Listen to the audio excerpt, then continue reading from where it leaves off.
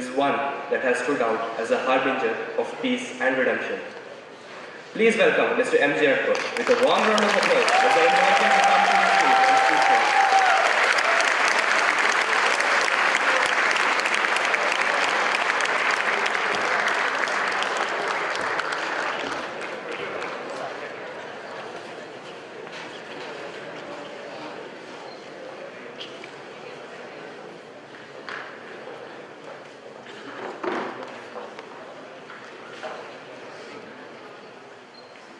Thank you ever so much for the privilege of being here. Thank you very much for the very warm, splendid greeting that I received. Thank you for the very generous introduction. There was one mistake in the introduction, and I think it's important to note that, to flag that. The introduction said that M.J. Akbar is a journalist. That's wrong. I was a journalist. I do not believe that a journalist can be a member of any political party.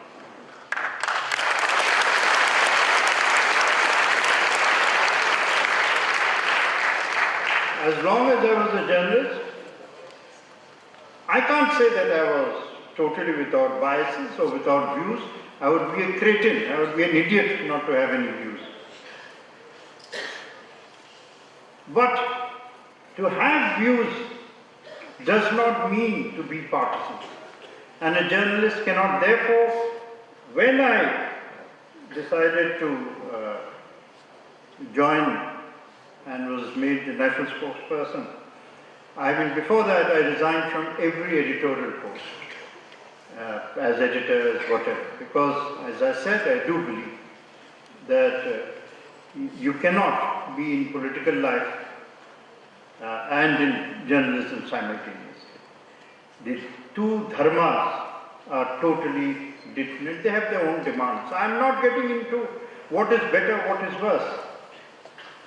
I can make a good case on either side. And I tell you, I'm fortunate enough by the kindness of the Prime Minister to be a member of Rajya Sabha, but I was also a member of the Lok Sabha at a very young age. And I've done my bit in investigation journalism, and in Sunday, I'm so happy that you mentioned Sunday. The great success of Sunday lay in the fact that it carried cover stories about the truth of the country that was totally outside the dimensions and horizons of the normal functioning middle class realities or urban realities. We would do stories about what was happening in Odisha villages, and we broke the mill, we broke this almost automatic knee-jerk relationship that the audience or the readership or the viewership, and I find this is a problem today, is only interested in itself, is only interested in its own concern. It's not true. I do believe that you, all of you sitting here, who watch television, are interested in far more. Yes, of course you are interested in what happens to your job prospects, what happens to your quality of education, what happens to your families, what happens to the environment, what happens to the urban environment, what happens to water. But you must be and are deeply interested in the world that is outside your horizon, in the world of poverty, in the world you've left behind. For every student in Pilani, there are 40,000 Indian students, young people, waiting, dreaming, fantasizing about how to get into Pilani. You are also interested in them. I do really sincerely hope you are. You just belong to the fortunate few who have already, by the virtue of the fact that we are, you've made it. But we shall come to this later, I hope, or return to this later. The theme of our subject today, or the theme of our talk today and discussions today, and I'm sure there'll be a very energetic question and answer session, is a problem that seems to have become almost genetic to the subcontinent. Genetic to the subcontinent. The conflict between India and Pakistan. And is there any resolution?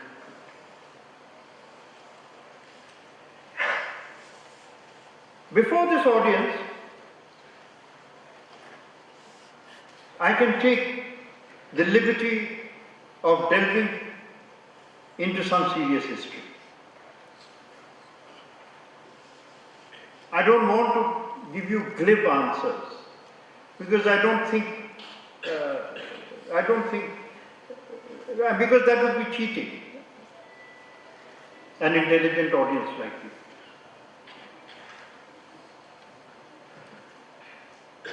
The India-Pakistan conflict has now become the longest running continual war in history. Now please note the word that I used, continual. I did not say continuous. The difference between continuous and continual is that continual is a reality that exists across a time span but bursts forth in spasms. Continuous means unceasing. The fact that it is not continuous, that our borders are not each day a daily conflict zone between uniformed armies. The nature of war, of course, has changed, and now we are in conflict with terrorist gangs.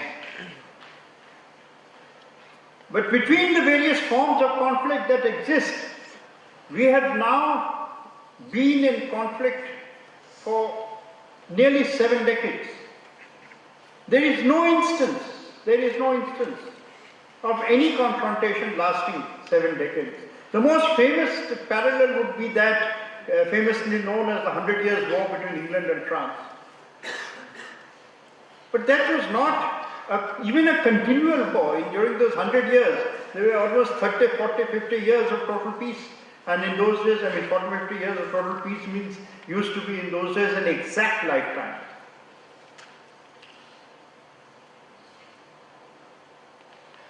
Why is this happening? The answer is not difficult.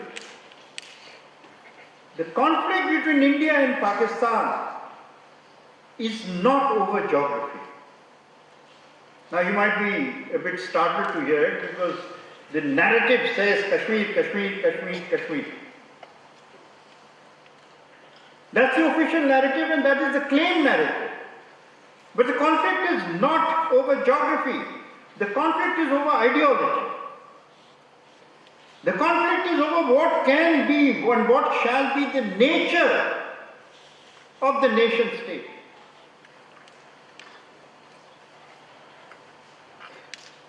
If the conflict was over merely geography, it would have been resolved. What do I mean by this? I mean by this, and I will deconstruct it in as simple terms as I possibly can. And I will deconstruct it on a personal level. What does it mean? Why does Pakistan want Kashmir and the Kashmir Valley? It doesn't want Jammu. It doesn't even want Leh. Why does Pakistan want the Kashmir Valley? Why doesn't Pakistan want Punjab? After all, there was conflicts over Punjab, there were claims over Punjab. Why doesn't Pakistan want Rajasthan, parts of Rajasthan, or Gujarat, or any of the border areas? The reason is because Pakistan believes that Kashmir belongs to Pakistan because Kashmir is a Muslim majority area. Because Pakistan was created allegedly for Muslims and certainly in the name of Islam. And therefore, as an extension of that idea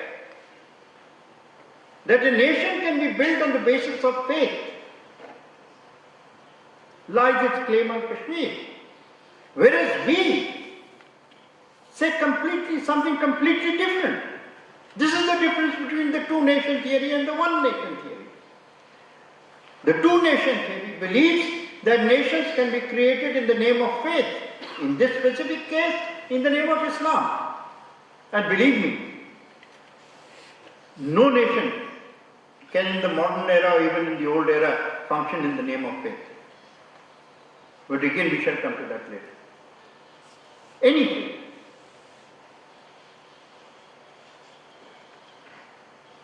We, on the other hand, believe that every faith is equal, not merely in our constitution, but also in society. It's not simply a matter of India's constitution. It is a matter of India's values, India's belief system.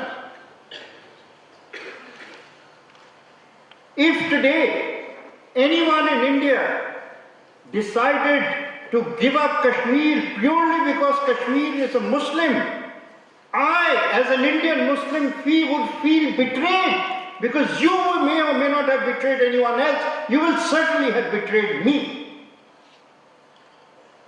Because I, as a Muslim, am an equal citizen. You cannot betray my rights, let alone anything else. If you abandon me or abandon where I live purely because I'm a Muslim, then this whole business of a secular nation collapses.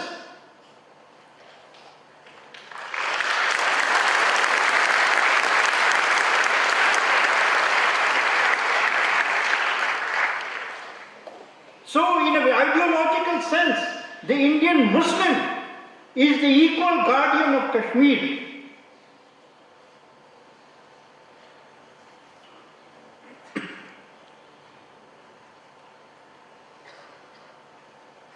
I will give a very specific example. The Pakistan that began the war, you know what happened.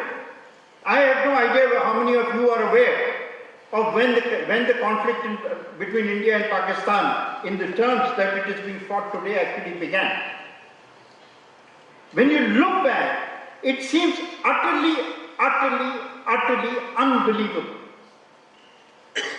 On 15th August, India and Pakistan were born, 14th, 15th August. You don't need any speech to tell you the circumstances in which we were born. Partition was a bloody price to pay for mistakes. वो कहते हैं लम्हों ने खता की है सदियों ने सजा पाई. Moments, mistakes were made in moments, and centuries have paid the price. In my very first book, The Siege Within, I actually wrote that partition is the longest suicide note written in history, and it was written by Indian Muslims.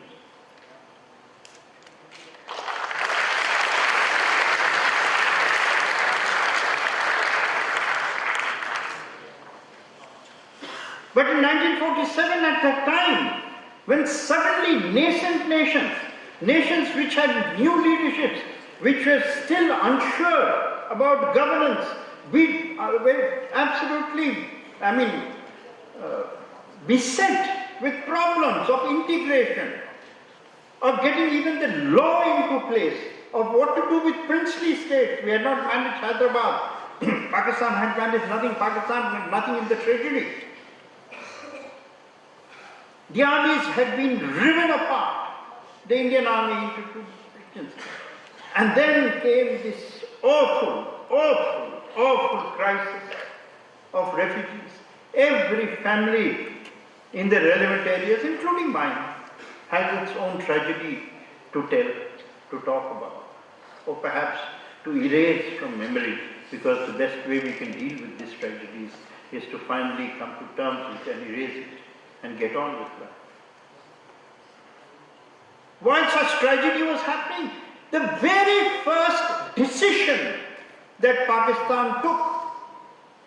And this is not the Pakistan of Musharraf and today's assorted jihadis.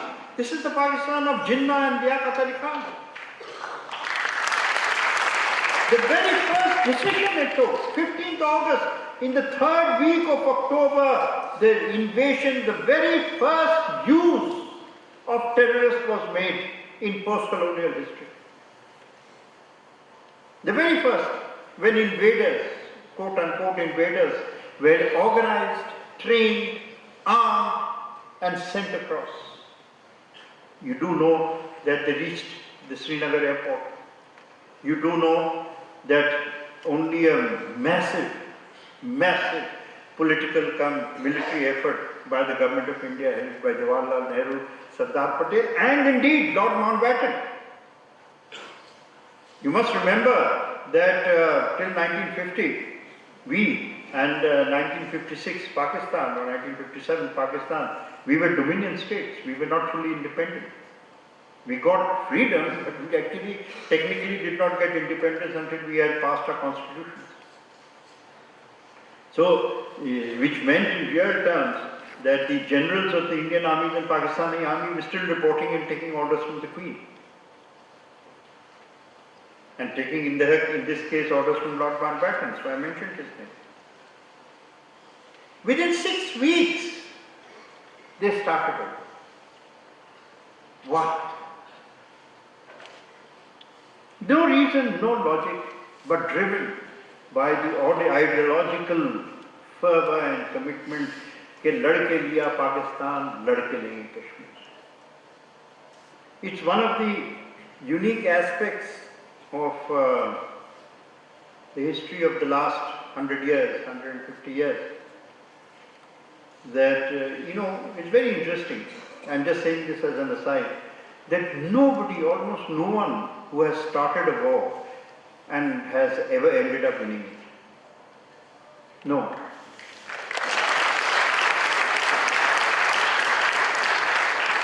When you take all across the world, Germany started 2 wars, triumphed most of the time, lost it. Somehow, history proves that might is not right, justice is right.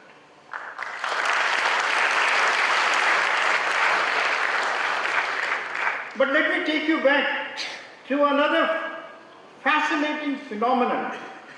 I know that history is not a part of the syllabus of BITS Pilani.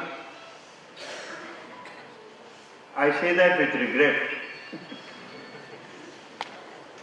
I wish somehow you could have some subsidiary courses or optional courses or at least lectures, series of lectures which you could take to give you some idea of history. Because, you cannot understand or govern a nation without understanding history. I must tell you, by the way, again as an aside, I don't know how many of you are going to have any intention of joining the governing classes of India. I know you're going to join the moneyed classes of India. It's a separate story. But I know the syllabus of 2 great empires. One was the British Empire. You know what the syllabus of the British Empire was? At Haileybury in Oxbridge, where they used to train people for ICS.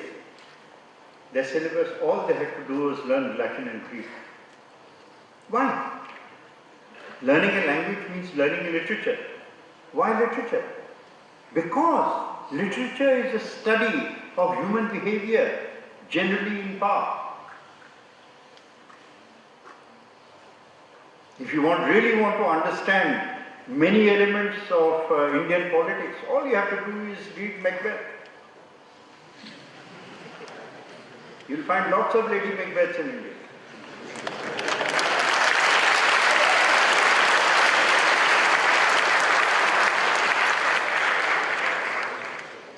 Or you can read King Lear, where the children are eagerly scratching at dynasty without having the capability to do so.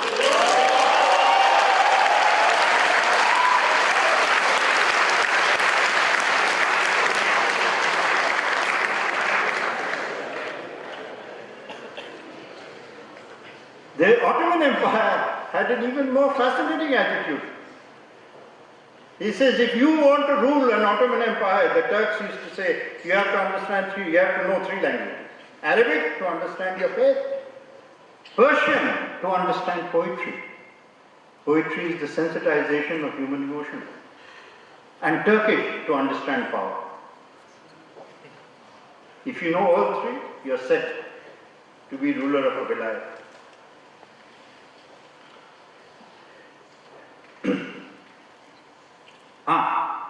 To come back on track.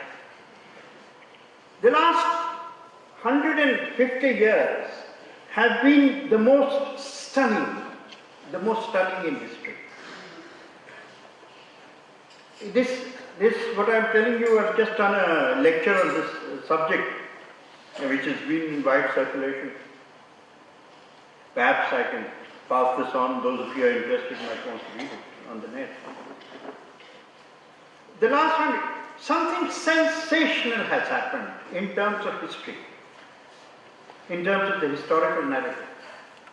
Every single empire in the world that represented geopolitical stability, both internally and as well as across its borders, collapsed. Look at the first, 1857, Mughal Empire. Soon after that, the Chinese Empire began to disintegrate, collapsed. The rising Japanese Empire rose and fell, collapsed. Let's travel north, west. The Tsarist Empire, the Romanovs, held the world together from the Pacific right up to the edge of Germany. Collapsed, disintegrated. The Habsburgs, or Austro-Hungarians, Ottomans, 1918, collapsed. Habsburgs, Austro-Hungarians, collapsed. Spanish held the whole of Latin America, collapsed. Portuguese, significant parts of Africa, collapsed. All the European empires, eventually the last were British, French, Italians, Belgian, Portuguese, collapsed.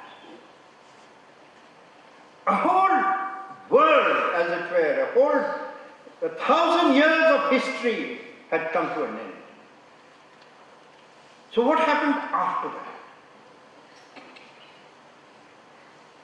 that? Empire, both in terms of direct rule and the colonial rule, and then the third aspect of empire, which the British were masters at, which is neo-colonial rule, neo-colonization. The princely states of Rajasthan were all the template of neo-colonization. What is neo-colonization? Neo-colonization is a grant of independence as long as you don't exercise it.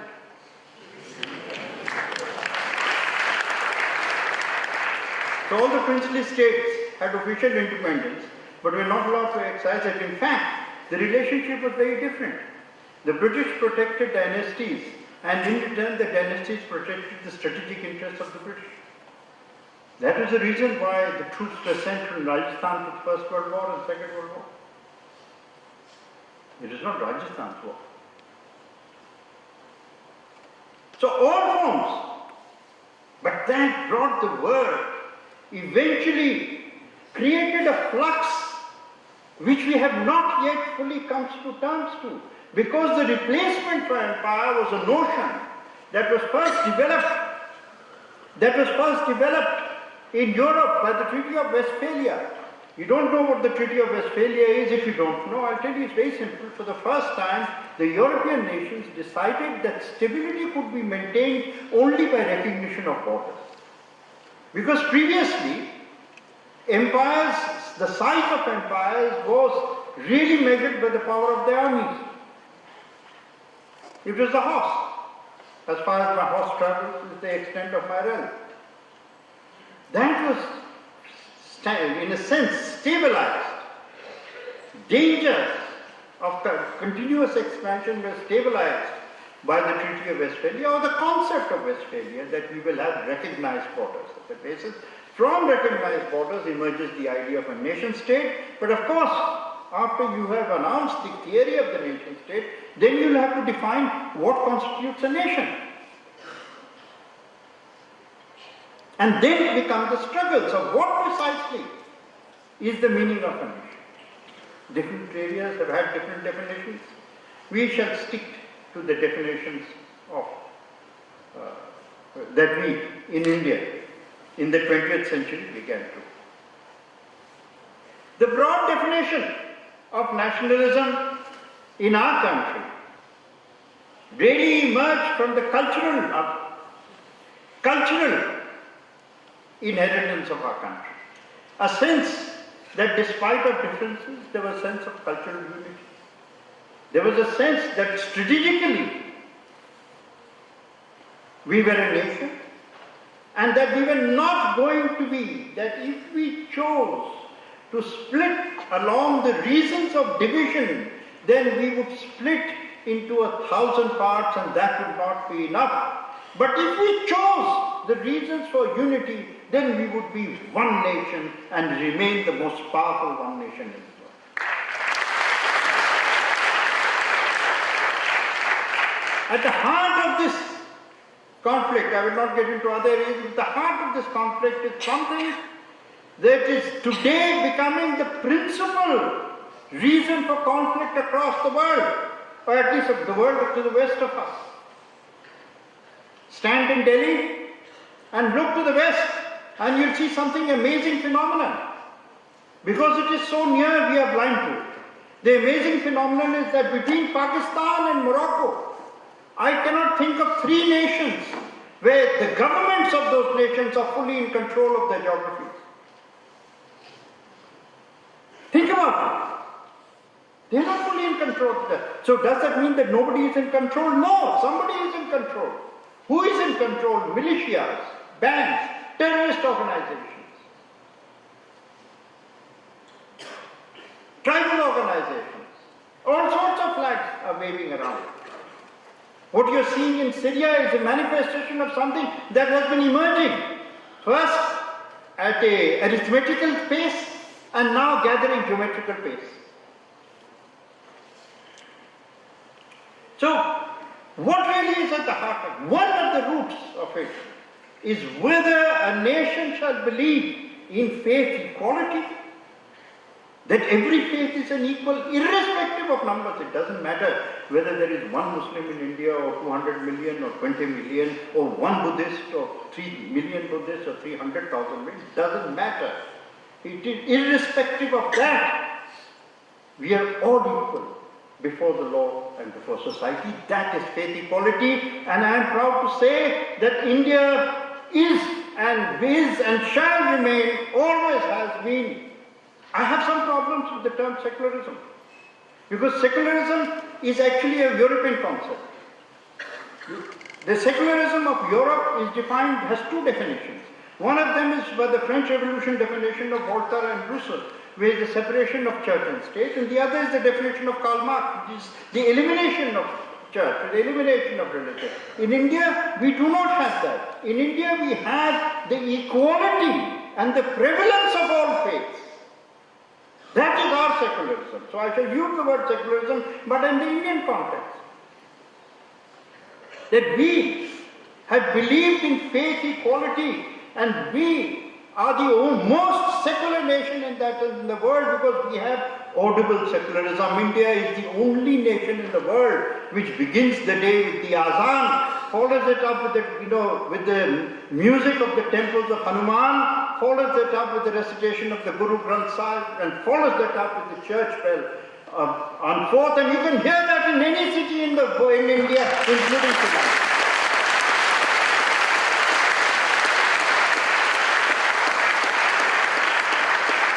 You are all going to go to Washington and London. It's written in your faces and soon will be written in your check salaries. When you go there, I challenge you to hear the azan. You won't hear it. Indeed, when I heard recently some people in the country saying they're going to leave India in order to go somewhere else, I I said, go to Washington.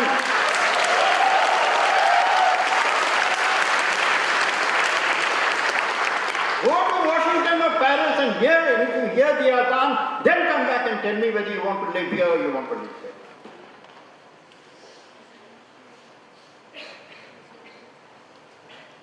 And by the way, India isn't secular because Gandhiji was secular. Gandhiji was secular because India is secular.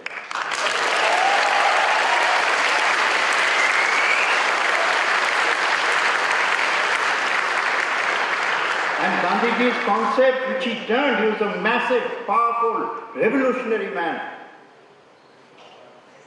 But what he practiced, he learned from his mother. His faith emerged from a mother sect, by the way. I've forgotten the name of a sect. It was a very small sect. And a mother sect, the person who started at the time of the Emperor Akbar. And in that sect, among the holy books of that sect included the Torah and the Quran and the Gita and all the books. And in that lies the origins of all faith prayer meetings. And ideologically, who did Gandhiji learn from? He learned from Swami Vivekananda. And Swami Vivekananda defined the secularism immensely, clearly, sharply, powerfully. When he said, somebody asked him that, how shall India become strong? And he said, very simple, if you are born in a Hindu family, be a good Hindu. If you are born in a Muslim family, be a good Muslim. If you are born in a Christian family, be a good Christian, and so on and so forth. If you are a good Hindu, a good Muslim, or a good Christian, good Buddhist, you'll be a good Indian and you will be a powerful Indian.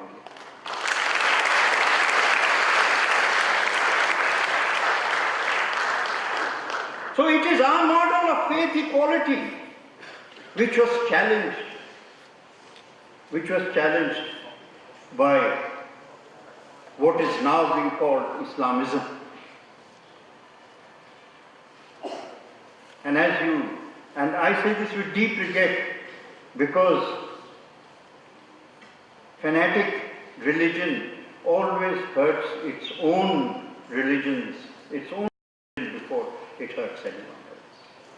I asked my friends in Pakistan, I said that you basically created Pakistan in 1947 because of security. It's common sense. You wanted security. Today, more Muslims are killed in Pakistan every day than in the rest of South Asia put together. And who is doing the killing? Who is doing the killing? There are no Hindus to blame anymore, there are no Sikhs to blame anymore, there are no Buddhists to blame anymore. It is Muslim fanatics killing other Muslims. When you fall prey to fanaticism, always remember that this poison will eat you first. Long before you serve it to anyone else, it will destroy you first.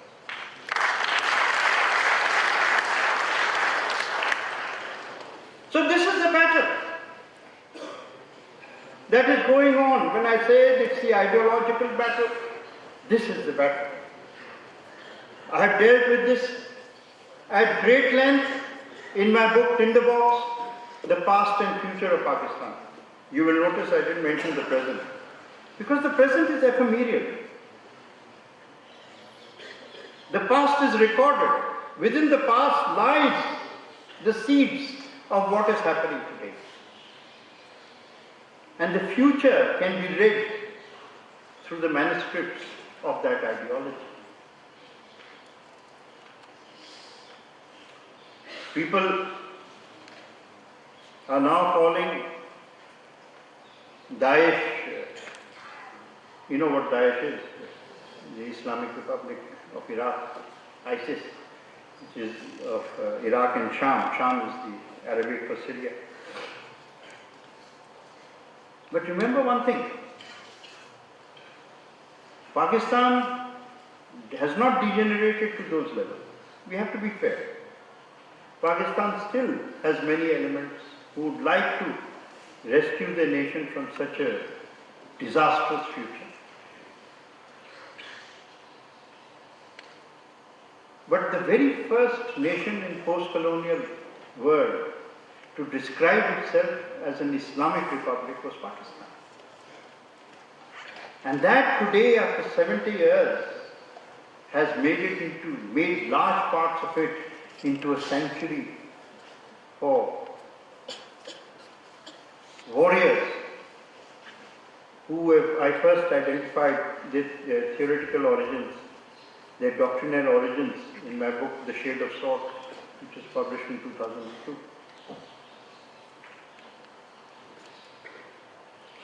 So, actually, if you think about it, ISIS is the fourth Islamic republic. First, Pakistan, a soft republic. We must put that qualification. We shouldn't fall into the trap of getting things wrong only in our eagerness. There are shapes. The second, now we come to the heart. The second was Taliban, Afghanistan. The third was Boko Haram, which is today controlling large parts of North Africa. You know, we have become so insensitive to Africa that the deaths and havoc going on there just escape our attention.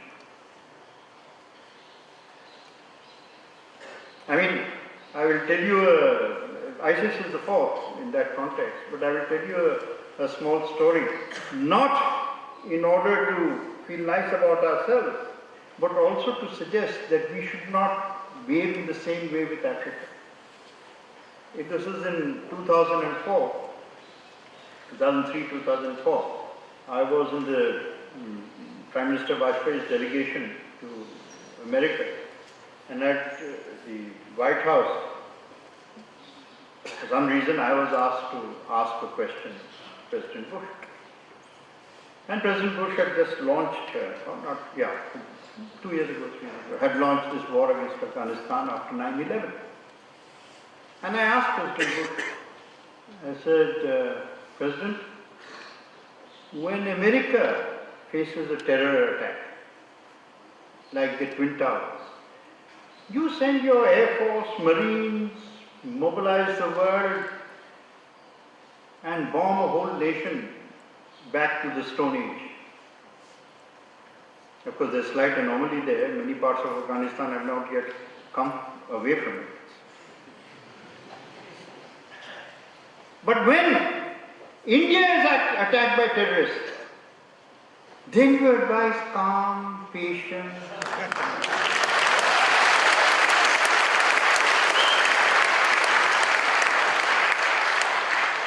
I said, are there two laws operating in the world?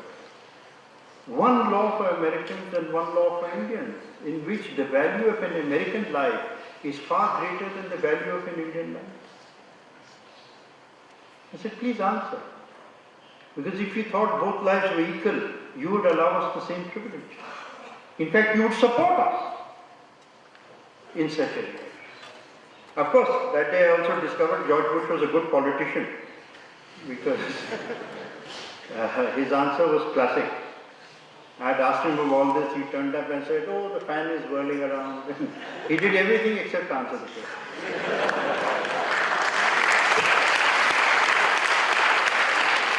I don't blame him for that. Very often, when you're, as a spokesman, you have to do that.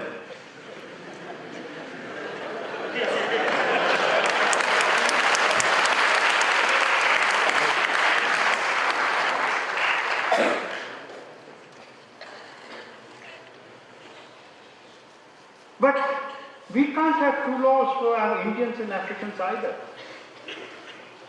That's the point of it.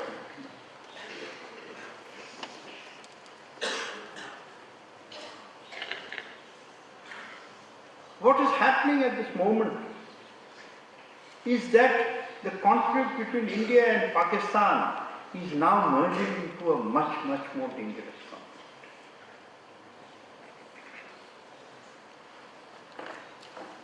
One of the reasons why we do not recognize the extent and depth of this conflict is because our minds are trapped by borders created by the British. Think about it. I'm leaving you, I hope, with some things that you can think about later. All of you have Google, all of you have Google Maps. Is there any way of asking Google to create a map? Oh, you can do it probably yourself, by the way. Go to Google, hack your way into it. And just remove all the borders created by the British between here and Iraq and North Africa. And suddenly the currents and undercurrents which float just below our visible levels will be apparent. We have to be very careful about how we secure our nation, not simply in the battles that our army, our very valiant army is fighting. You know, one of the things that should bring tears to your eyes is the sacrifice, valor, discipline of the Indian Army.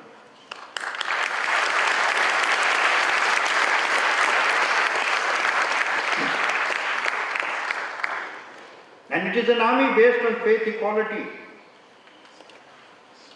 Nobody cares about what your religion is. They care about what your loyalty is.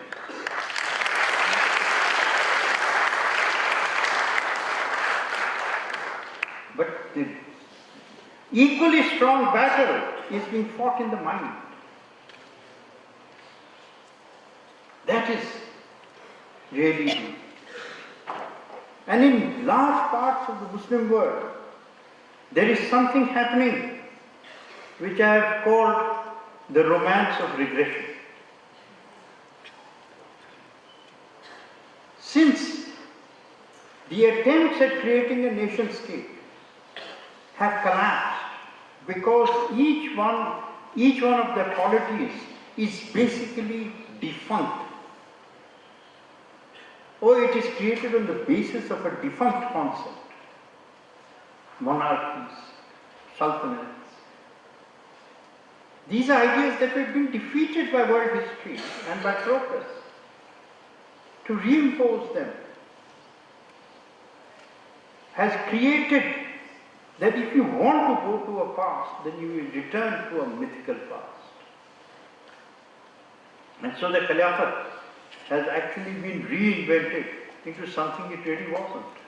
The Khilafat, in real terms, is just a very workable and very successful model for power in a world of empires, not in a world of democracy. And I will end on this note. The challenge before us, actually not the challenge before you. We have done our bit and are entering into, sunset time. The real challenge before you of the next 30 years. I had the privilege of making one speech in Parliament, which, by the way, is a remarkable fact because of what has been happening.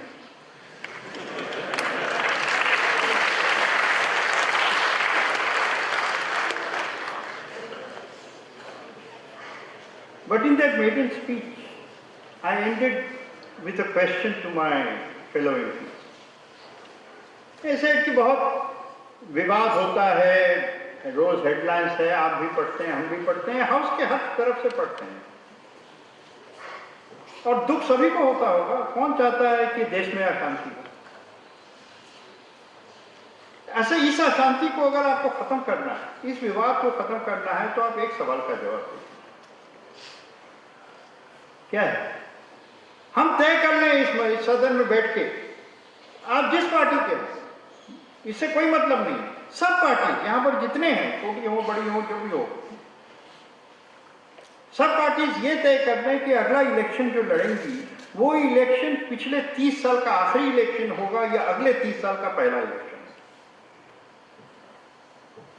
सोच लें आप।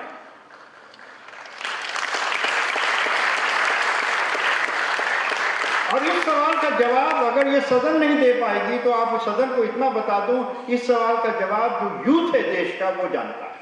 उसको अगला election चाहिए, अगले 30 साल का पहला इलेक्शन।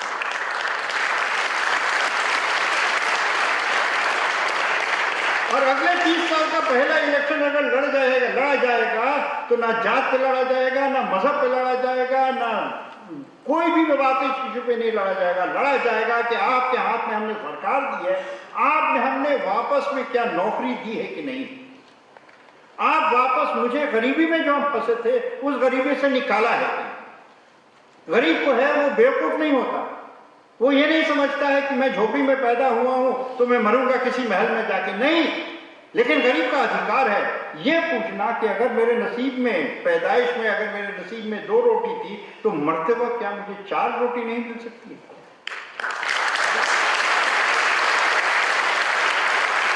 अगर मेरे पास कोई छत नहीं था तो तुम छत नहीं दे पाओगे, मेरे पास जमीन, मेरे पास पानी को पीने को नहीं है। प्रधानमंत्री के जो मॉडल विलेज स्कीम पे झारखंड पे मैंने गांव गोद लिया है, ट्राइबल इलाके का गांव है, गुमला डिस्ट्रिक्ट का गांव है, नक्सल इलाका है, वहां पर कोई खास जल्दी जाता नहीं।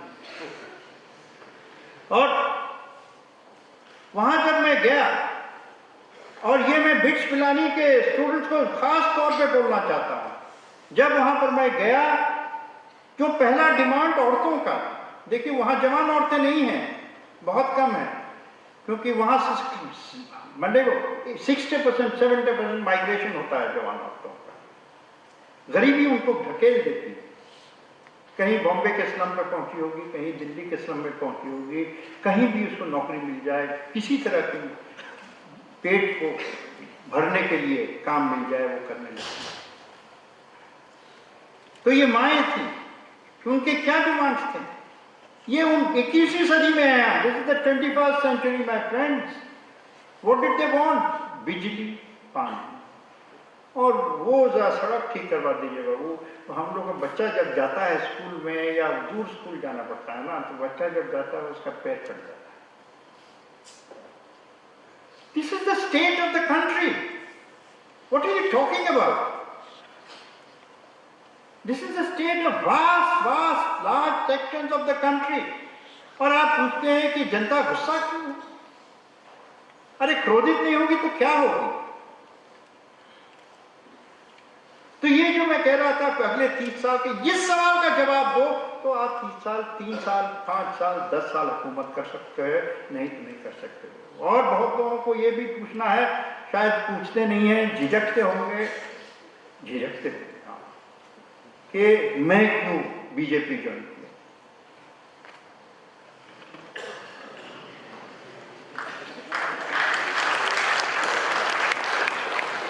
और उसका जवाब मैं बहुत लंबा दे सकता हूं, लेकिन मैं उसका जवाब 2 सेंटेंसेस में दूंगा, 3 सेंटेंसेस में दूंगा। 3 सेंटेंसेस में अपने प्रधानमंत्री, जिसका मैं बहुत आदर, जिसके ऊपर मेरा बहुत भरोसा है, सच माना। बहुत कम हम लोग जो होते हैं लिखने पढ़ने वाले, हम लोग पैदाइशी तो नहीं लेकिन आदतन स्केप्टिक हो जाते हैं।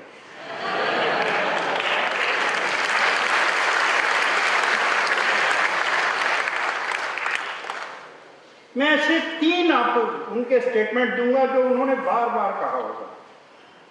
एक, कि पब्लिक लाइफ में there is only one book and it is called the Constitution of India. There is no other book. आप जहां से भी आप कुछ भी पढ़ के आए, मुझे फर्क नहीं पड़ता, लेकिन जब आप आ गए हैं, यहां पर पहुंच गए हैं, सदन में पहुंच गए हैं, देश की जिम्मेदारी ली है, तो आपका एक ही किताब है, वो है कॉन्स्टिट्यूशन ऑफ इंडिया। बाकी सब घर पे आप जो करना है कीजिए, यहां पर आप कर सकते हैं। दूसरा पहला स्पीच था उनका पार्लियामेंट में, first speech. Do you know the phrase poverty alleviation? Poverty alleviation is there in a constitution. It's a constitutional duty of every government. Constitutional duty, it is not just a governance requirement. Then the Prime Minister Narendra Modi stood up in Parliament and said कि ये poverty alleviation का जमाना खत्म हो गया। Actually जब उन्होंने कहा था, मैं तो पार्लियामेंट में नहीं था, बाहर था, सुन रहा था, तो मेरे भी दिल में कुछ थोड़ा सा धक्का तो जरूर लगा, ये क्या है। फिर उन्होंने कहा पॉवर्टी एलिविएशन का जमाना खत्म हो गया है, पॉवर्टी एलिमिनेशन का जमाना शुरू हो गया।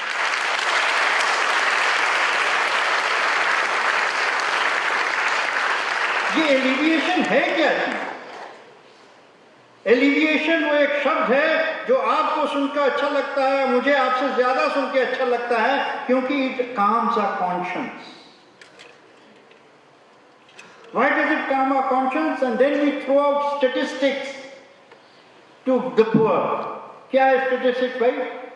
in 1950 जब हमारी कहानी शुरू हुई थी इकोनॉमिक प्लानिंग की, तब कोई 65%, 60% of India was below the poverty line. Today 30% of India is below the poverty line. Wah wah, congratulations. Let us take the next flight to Washington and borrow some more money from IMF.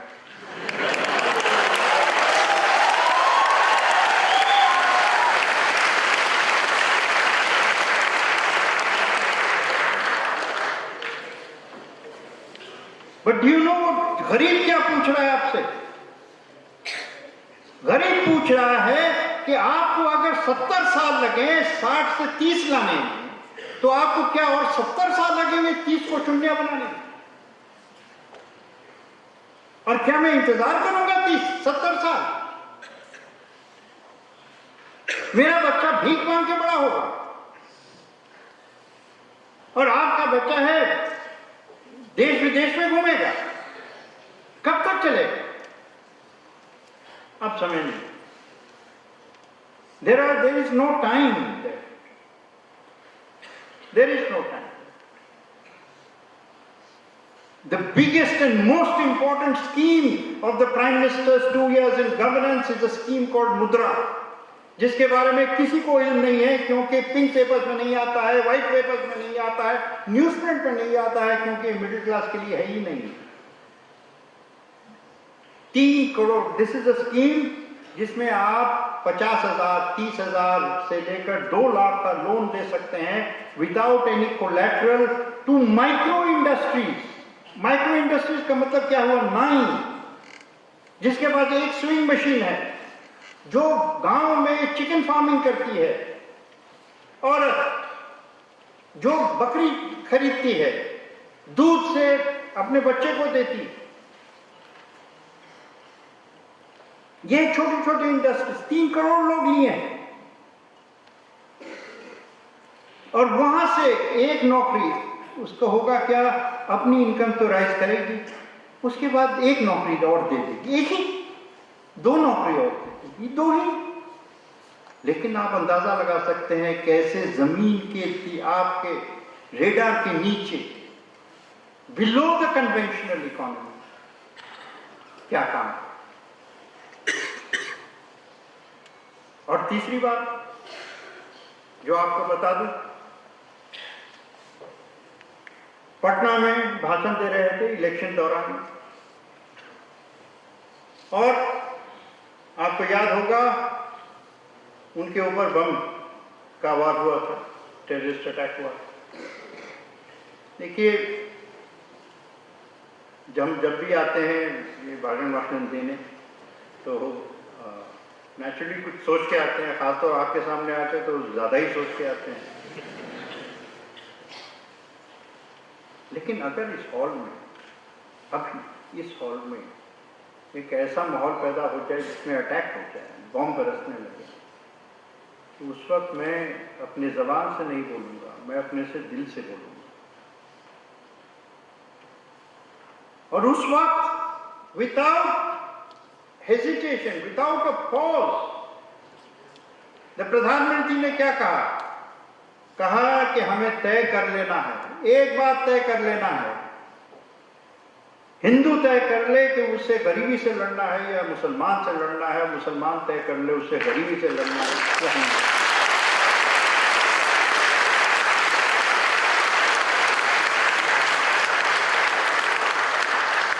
और आज तक देखिएगा उन्हें हमारे media में, हमारे समाज में दर्जनों सैकड़ों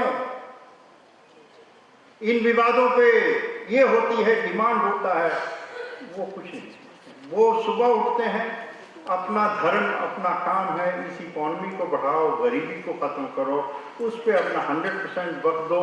जब वक्त आएगा इलेक्टेड के पास जाने का, जाएंगे, अपना काम दिखाएंगे, वोट देना होगा देंगे, नहीं देना होगा बर्दाश्त कर लेंगे, लेकिन हम काम करेंगे। और काम हमारा एक ही लक्ष्य है, जो बार बार कहते हैं कि अगर सरकार गरीब के लिए नहीं बना तो फिर किस लिए सरकार।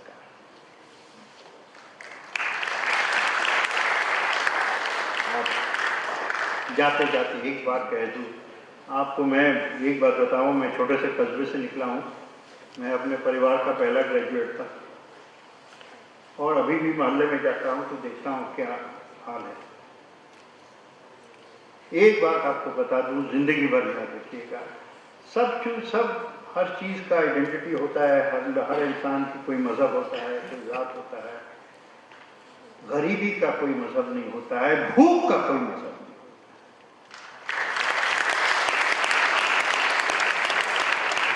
हमारा सामने जो चैलेंज है वो भूख का चैलेंज है। फाइनली मुद्रा की जो सबसे अच्छी बात है वो है कि 30% of these recipients are women.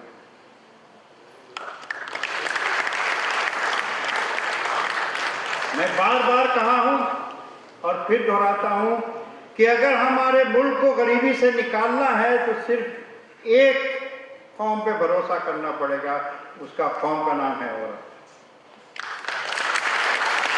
जब तक इकोनॉमिक एम्पावरमेंट हम औरतों के हाथ में नहीं देंगे, नहीं होगा। क्यों मैं बोलता हूं? ये इमोशनलिज्म नहीं है, ये बहुत प्रैक्टिकल एनालिसिस है। इसका बहुत आसान सवाल है। आज तक मैंने एक औरत को नहीं देखा, चाहे जो भी हो, और उसके चाहे जितने आप प्रतिज्ञा कर लीजिए या कुछ कर लीजिए, अच्छी हो, भली हो, खराब हो, यहाँ पर हो, कहाँ पर हो, मुझे नहीं पता, लेकिन आज तक कोई औरत ऐसी पैदा नहीं हुई या ना होगी जो अपने बच्चे को खिलाए बिना खुद खा ले।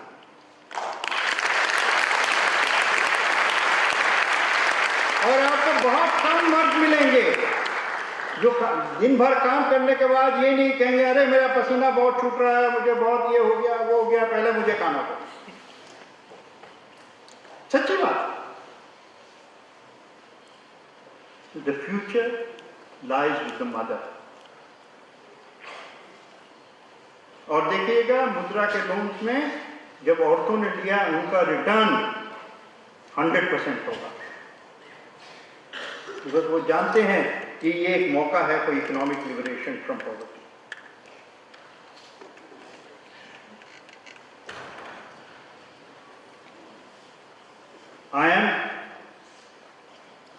We are going through tough times, turbulent times, but I remain optimistic because of one thing, two reasons. One, I think we are fortunate to have got a very committed and sincere Prime Minister. And second, most important, on this note I will end, the future is bright because India is not Delhi.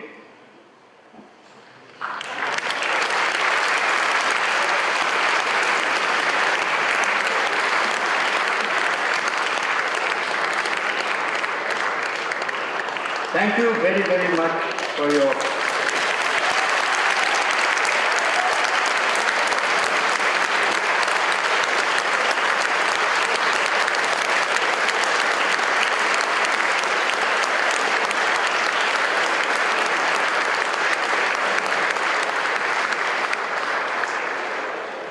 Thank you. Thank you, sir, for that amazing talk. We will now take 3 or 4 questions. Anyone who has questions can queue up on the left side of the room. Just 3 or 4, not more than that. Yeah.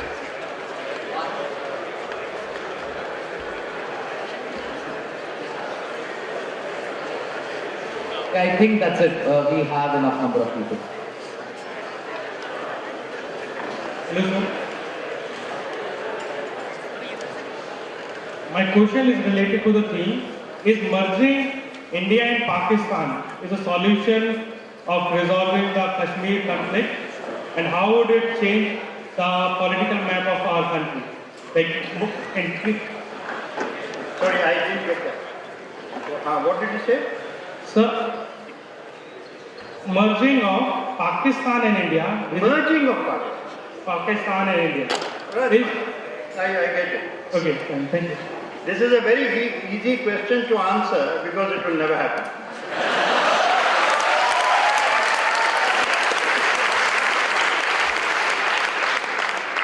What Pakistan is, I think sometimes tend to forget, is that their fears are slightly displaced because who wants to work with them?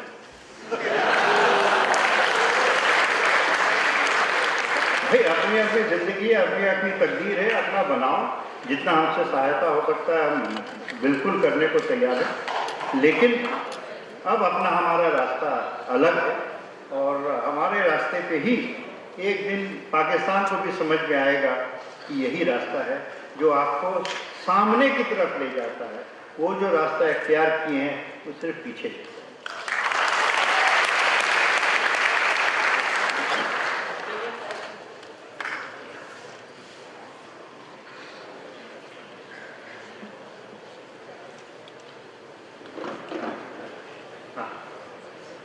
Come and whisper the question here. इसी पर।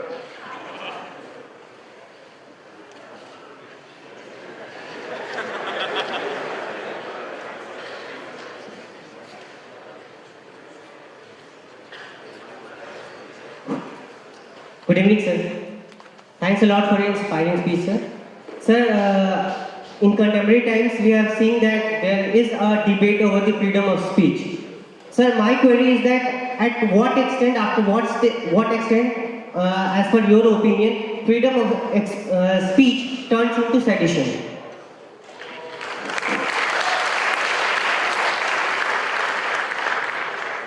This is another easy question to answer because it was answered in 1951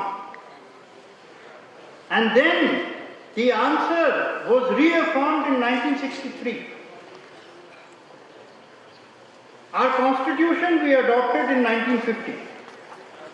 Jawaharlal Nehru, everyone agrees that he was a liberal and a liberal icon. A liberal icon. Jawaharlal Nehru was Prime Minister when the Constitution was adopted. Within 1 year, he moved a resolution for the First Amendment. Freedom of speech has been guaranteed to us by Article 19. Within 1 year, he moved an amendment to the Constitution, the very first amendment, when the Constituent Assembly was still sitting, saying there have to be reasonable restrictions on freedom of speech. Because freedom of speech cannot be an incitement to violence, and so on and so on. It cannot go against the term in the Constitution, security of the state. In 1951, people knew that such were the threats. If any further clarification had to be required, debate chlte rehte hain. 1963, Jawaharlal Nehru as Prime Minister, Ashok Sen as the Law Minister of India. Ashok Sen was a great barrister from Calcutta. Clarified this further to say that freedom of speech cannot extend to challenging the integrity of the nation.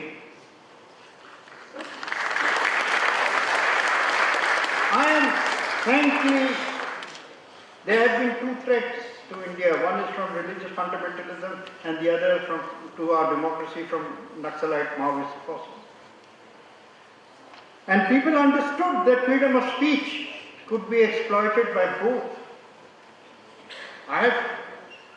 When I was perhaps a little older than you, I watched Khalistan movement tear this country apart. As we were growing up, where did it begin? I've watched challenges and dangers to our nation. And only one thing I ask, there is so much anger, rightly so, rightly so, against hate speech. I agree. I am standing here saying that there cannot be and should not be any hate speech against any religion, against any individual, against any. But do you have the temerity to tell me that you can applaud hate India speech?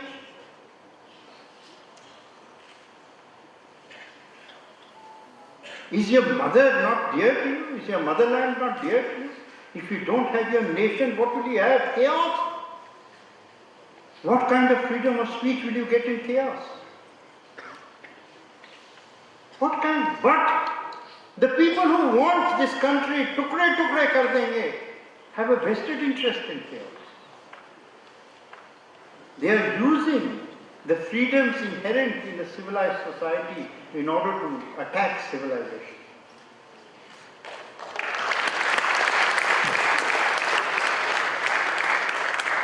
Good evening, sir. So I just want to ask one question. So why in every Indian map do we include the portions of Pakistan occupied Kashmir, the areas beyond LOC?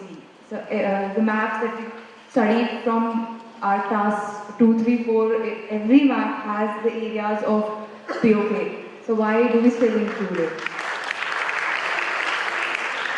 Because legally, those areas belong to us.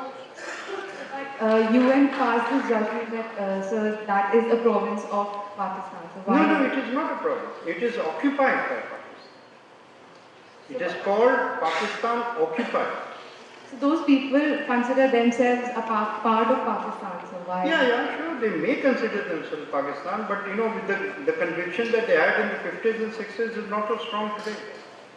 There is more Kashmiriyat alive in our Kashmir than in that Kashmir. There has been massive resettlement of non-Kashmiris in that area. Be that as it may, that's a legal position of the government of India endorsed by all parties in parliament. So until if there is an eventual settlement, this is definitely part of our claim. Not part, this is our legal position. Thank you, sir. Good evening, sir.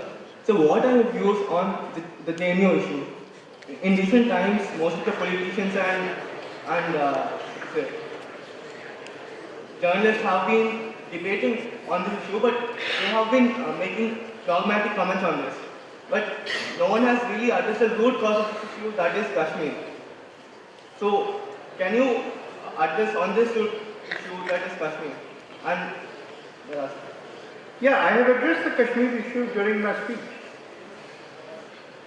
And I have said very candidly that we are a one-nation theory, we are not a two-nation theory. do you think these JNU students are fighting for liberation of Kashmir, or do they have ulterior motives behind this? No, I have a problem with your question in one respect. When you say JNU students, you imply that all JNU students are doing it. This is a very small fraction of students. When I was in college, 1967-70, 1967-70 was something which had seemed extremely remote to you. I was in Presidency College in Calcutta. I'm sure you've heard of it. Presidency College was the heartland of the Naxalite movement. The Naxalite movement of that time was very violent. Out of 3 years, I don't know if we went to class for 2 years, which is probably good for us. And in our canteen, Naxalite leaders, I named them, who had a huge, उस ज़माने में 1 लाख रुपए was on the head. 1 lakh रुपए में उस ज़माने में आपको कलकत्ते में अच्छा वाला फ्लैट मिल जाता. They were there, lying there. Now that didn't mean that they represented the whole college. They represented a section of the college who were extremists, who had been, maybe, as I said, the romanticism of violence also is part of the growing up process. It's all part of the process. Even in the JNU incident, nobody did anything to stop the procession. ठीक है, चलो. The authorities allowed it. It is only when somebody recorded the slogans and the venom against the nation that it went viral and created a reaction. And this reaction, many people in our country actually love their country. They don't want to see it destroyed and dismembered and turned into a total chaotic country where there cannot be even a post office. Is that the country you want?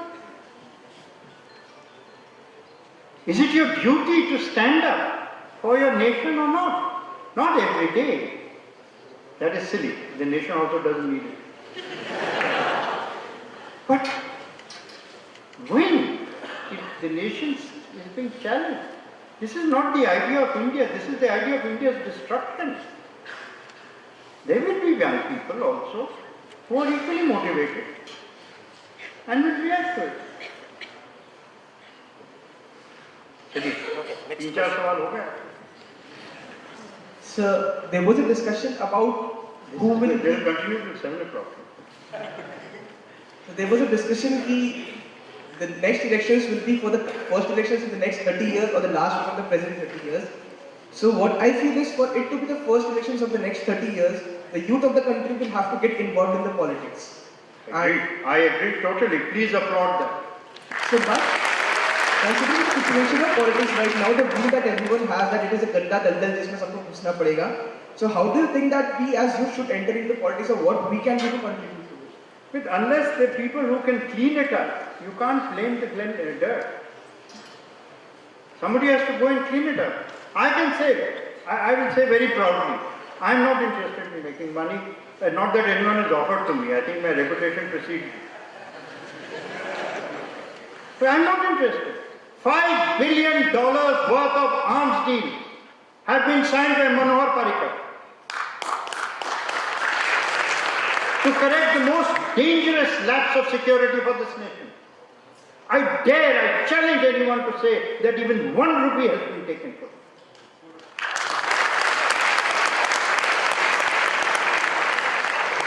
I am proud of it. It is not like buying helicopters from Italian companies.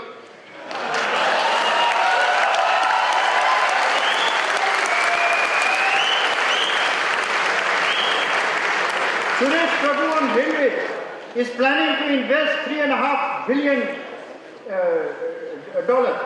minimum. Not a rupee. Nobody will even think of it. Because there are some, I'm not saying all. There are people like that in all parties. In all parties. Some more, some less, ठीक है. But there are people who have a spirit of serving the nation. And what do frankly, also I feel very illogical. How much money do I need to eat 3 times a day? We'll have one last question. Good evening, sir. Thank you for your wonderful talk. My question is, what is the highest price which India can pay to get rid of all the infiltrations and the entire conflict altogether? If at all we pay the price. So, you do not bargain on the national interest. You don't bargain. There is no price. We will fight to protect our security. I will tell you one thing. I know that only the incidents that are discovered get into the newspapers. But just remember the dozens of attacks that are foiled before they do damage. Our security agencies and our security forces are doing a very, very heroic job. And one thing that we are hearing from them now, I don't only say that because I tell you, see, honestly, they are saying for the first time we are responding without worrying about who's, any problems behind our back.